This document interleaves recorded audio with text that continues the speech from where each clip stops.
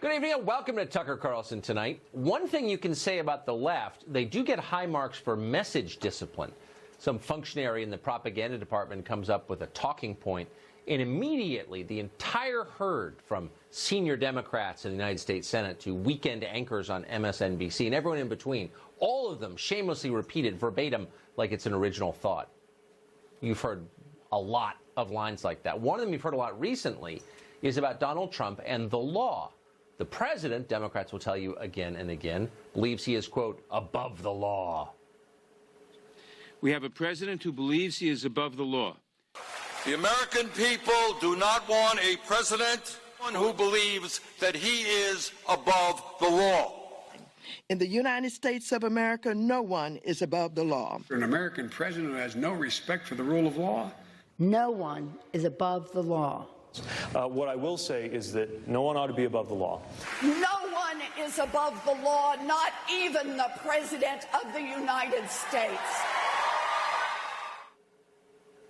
No one is above the law, they thunder. Except, of course, for the more than 20 million foreign nationals currently living in our country illegally, all under the care and the protection of the Democratic Party. They are, by definition, above the law. We can't punish them, Democrats tell us. That would be racist. Drug dealers, too, they're suddenly above the law as well, according to the left. So are people who defecate on sidewalks and people who spray paint overpasses, people who shoot up in subway stations and leave dirty needles in parks. All crimes are no longer allowed to acknowledge as crimes. Huge new classes of people who are literally above the law. And this category is growing, thanks to the activist left. Just last night in the state of Virginia, prosecutors backed by George Soros unseated incumbents in 2 large counties outside Washington, D.C. Both candidates have pledged to roll back criminal enforcement in a massive way. They will, among other things, abolish cash bail, stop enforcing drug laws, put more criminals back on the street. This kind of thing is happening all over the country, getting very little coverage. In Philadelphia, the murder rate is the highest it has been in a decade. Why is that? Well, a Soros-backed prosecutor called Larry Krasner stopped enforcing the law. Meanwhile, a left-wing DA in Dallas announced he'll stop prosecuting people for most kinds of theft. In Dallas, thieves are now above the law. Beto O'Rourke approves of this trend. Not only should we legalize marijuana, Beto says, we ought to retroactively expunge the criminal records of everyone who broke the law while it existed.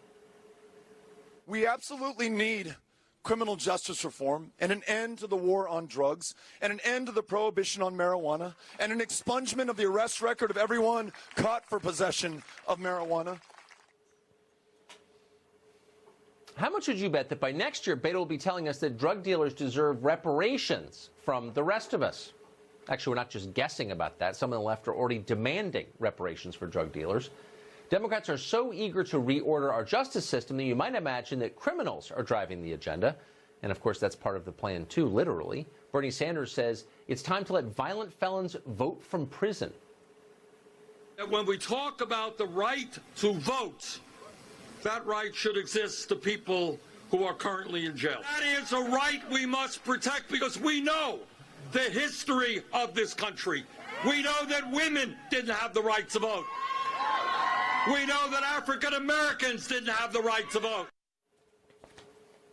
So unless murderers and rapists can elect politicians from behind bars, we're back to slavery. That's what Bernie is telling us.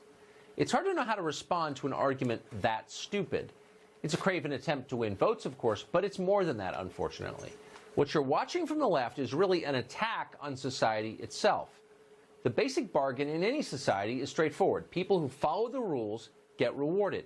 People who don't get punished. If you get rid of that standard, then everything inverts. Suddenly, power flows to the worst people in your society, the most ruthless and aggressive. Decent, law-abiding people, meanwhile, are mocked. They're just suckers who can be exploited by everyone else. That's where we're heading, by the way, and fast. It's pretty obvious when you look around. The threads are fraying. It's coming apart. Hundreds of years of hard work and self-discipline designed to create what we used to call civilization, before the term civilization was deemed racist. The people doing this to us won't have to live with the consequences of it. That's their guess. They're decadent morons who've never lived in a tough neighborhood. Unfortunately, they're now in charge of an entire political party, so we have no choice but to live under their rule. David Tafuri is a former advisor to Barack Obama's presidential campaigns. He joins us tonight. David, thanks a lot for coming on. Thanks for having me. So I'm interested in what is clearly a broad theme where the Democratic Party, which for generations, of course, represented normal people, the working class, now represents the most decadent in our society and has really kind of taken an aggressive posture against the rule of law. Where do you think that winds up over time? Where does that get us? Well, some of the proposals that Democrats are making, particularly in some states like in California and in New York, have gone too far, clearly, and you've highlighted some of them. Some of them actually are reasonable, though. Criminal justice reform is actually something that has support in both parties. Of course, President Trump signed a law that just reformed the criminal justice system, so there is some support for that. But some of the more unreasonable things are like trying to grant voting rights to felons. I think there's some arguments that if a felon demonstrates that he's changed, that he's reformed, and he reapplies for voting rights some number of years after he serves his sentence, there might be an argument there. But to immediately give felons the right to vote, I don't agree with that. And to allow felons who are in jail, which some people propose, to vote, that is something I certainly don't agree with. So how about decriminalizing theft? What do you think of that? And which is happening all over the country.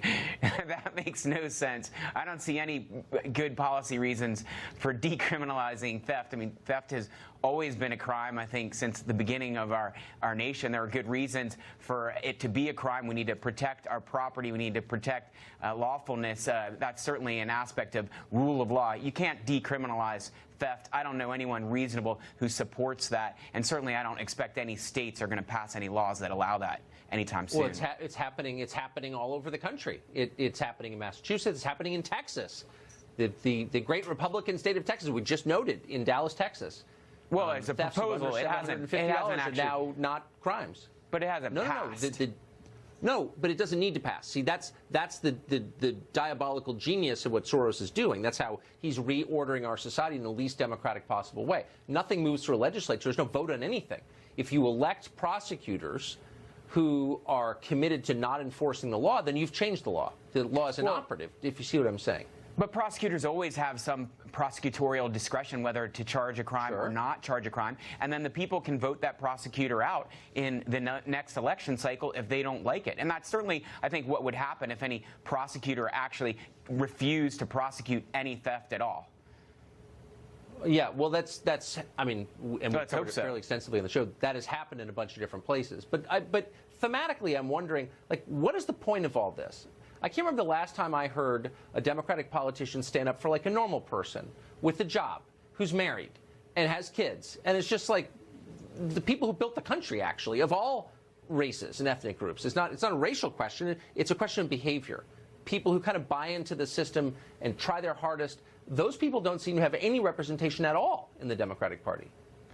Well, I don't understand the point of some of these proposals. They don't make any sense. Certainly, some of it is pandering to voters, trying to create new areas of voters, new people who might vote for you. I hate to be cynical like that, but I think that's definitely part of it. And then part of it, like decriminalizing marijuana, there is a trend towards decriminalizing marijuana. Many states across the country have already decriminalized marijuana. So there's also an effort to then say that people who were prosecuted in the past and convicted of marijuana charges should have those cleared from their record. There's some policy argument for that. I personally don't support that. It was illegal then. If you got convicted, it should stay on your record. But I see some reasonableness to that argument. Some of the things that are less reasonable, like getting rid of theft, that doesn't make any sense at all. Letting people who are not citizens vote, that doesn't make any sense at all to me either. Well, that's where your party is moving at high speed, unfortunately. Not everyone in my party. Sounds like you're not with them. David Tafuri, great to see you tonight. Thank you.